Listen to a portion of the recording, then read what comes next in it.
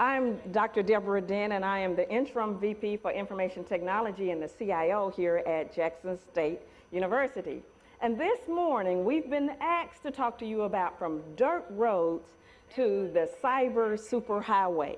And when I think about the term superhighway, it takes me back to the 90s when Vice President Al Gore was really pushing technology. He coined the phrase superhighway, cyber infrastructure, and he coined all of these different phrases. So this morning, so that we're all on the same accord, we're going to look at the NSF definition for the cyber infrastructure. And when I think about cyber infrastructure, I think about that it's a set of reliable tools that we can use. And so that, and as I'm looking at it, I'll look at that I have software, I can have my hardware, I can have my communication devices, and we always have to keep in mind that it's going to always require human intervention. And the main thing that we got to remember about cyber infrastructure is that we're not just buying tools and we're not just putting infrastructure in place just to say that we have it. Just because a new device came out, this is the latest and the greatest, we're going to go buy it, we're going to put it in place and say, okay, we're state of the art. And then it doesn't do us any good. So we got to remember that cyber infrastructure allows people to discover, to learn, to teach, to collaborate, to disseminate information, to get access to information, and do it all in your own domain. Whether your domain is education, or whether your domain may be in a research lab, or you're out in industry. Okay? Come on now. This is my CSI. Wrong way. Come on now. Other way? Okay. All right. There we go. All right. Every time I do this, I feel like I'm on CSI. Okay, so, all right. As we were looking at, as I was researching the evolution of the cyber infrastructure and tools, because our talk is about from the dirt road all the way to where we are now.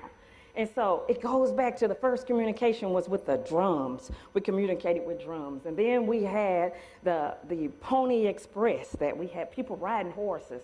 And then through time, we ended up with the telephone, and we had the first computers way back in the 1800s, which you believe we had the first computers back then. And then we had the laptop to come out, and we had the mobile phones to come out, and then the tablets. And now we're where we are now, where we have infrastructure any place that we want to be, because it's even in a satellite. So it's even outside of our Earth's atmosphere. So anywhere on the Earth, we can communicate with each other now. And the funny thing about this, when I was looking at it, that a lot of the infrastructure or the devices that we put in place back in BC time and in the beginning of AD, was like the pencil and the telephone and all of that, and we're still using it today. We haven't changed. So the same thing in education is we're still using some of the same tools that we used way back when. Okay. Oh, hitting it too hard, right? Okay. All right, I'm gonna beat up on this board today. All right, so what we want to look at as something as disruptive technology. And what do we mean by disruptive technology? And it was a term that was coined by a Harvard Business School professor, and it describes a technology that unexpectedly displaces established technology. So it's something that comes out, it's technology that is already been in existence, but there's something special about this technology that changes. And disruptive technology is a catalyst for change.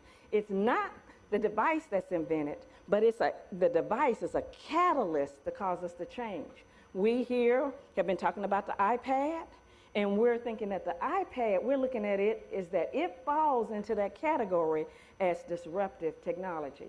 And some other, okay, I'm about to beat it again. Okay. Am I going the wrong way? I'm getting mad at it. Okay, this is the comedy hour, right? Okay. So some examples of it are the camera. We had a camera, and then the digital camera came out. Okay, with the digital camera, we can look at it that everybody can have a digital camera. Everybody in here, if you have a smart telephone, smart device, you can take a picture anywhere. So we had mainframe computers at first. Okay, we had computers for a long time, but when the personal computer came out, it was where everybody could easily use it. The telegraph and the telephones, smart telephones, laptops were replaced by tablets, and then we had the wired network, and it was replaced by the wireless. All right.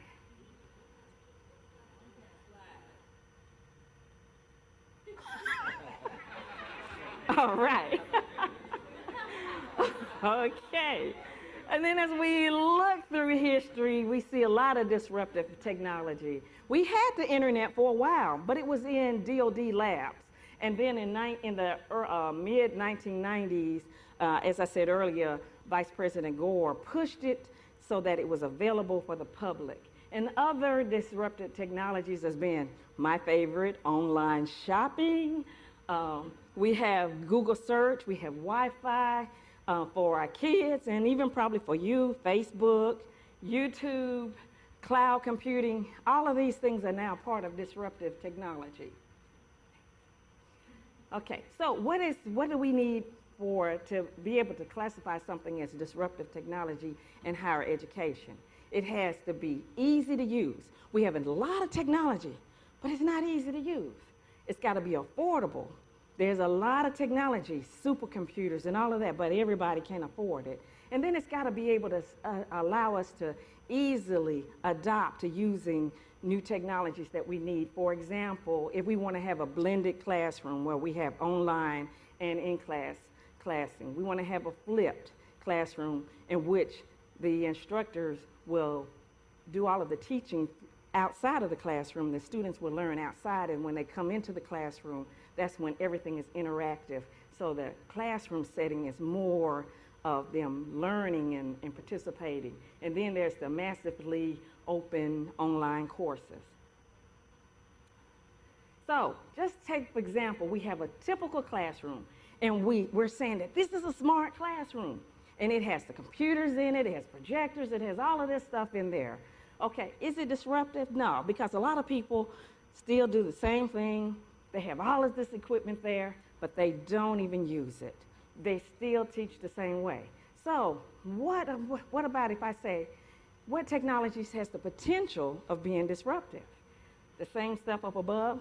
I doubt it.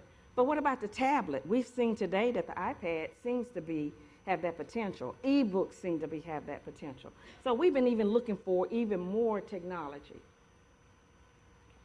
So as in the IT department, our job is to look for the latest and the greatest that we can help you to achieve what you need to do. And our goal is to find technology that will enable everybody, will cause all faculty to want to use that technology because it's disruptive. So here's a classroom. I have typical classroom A, and it has a computer, the smart projector, and all of that. Then I have classroom B. I have a device just like this. This is a Mondo pad. Then I may have an extra camera, and I have a printer. And really, I have everything that I had over there with all of those devices. So I don't have to go and learn how to use all of those devices.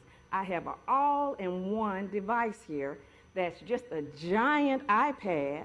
It's really easy to use. It's window-based. It's got a computer in it. It has a camera in it. I can record my classrooms in it. I can pretty much do everything in there. So what are we going to do next? I'm going to show you two scenarios here. Okay, one of them is that I'm using my Mondo pad. And what I can do is I can allow my students to participate in my presentation. And I can allow that student to take control of my Mondo pad. And so I can put information up there, and then they can answer me back and forth. And then in the second scenario, you see all of the faces at the bottom, they're located in remote locations.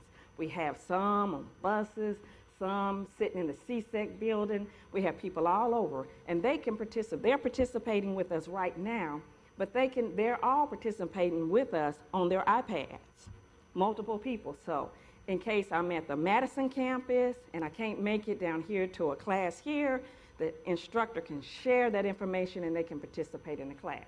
So here's the first one. I had some students out here, some were hiding from me, and they've grabbed access of my Mondo pad, and they're circling, and they're doing stuff. Wait a minute now. Okay, and they're playing tic-tac-toe, so you will have to get control over that. What I really wanted to show that I could put up. Okay, give me the answer for that, whoever you are. Oh, okay, all right. So we can do all of this in there. Now the second one is that I have the students out there. Sweeney, you're not a student, okay? But anyway, we have the students out there, and they can ask questions, and this can be even more like a social media. It's just like they're on their Facebook. Okay, student, I need you to ask me a question. Where are you?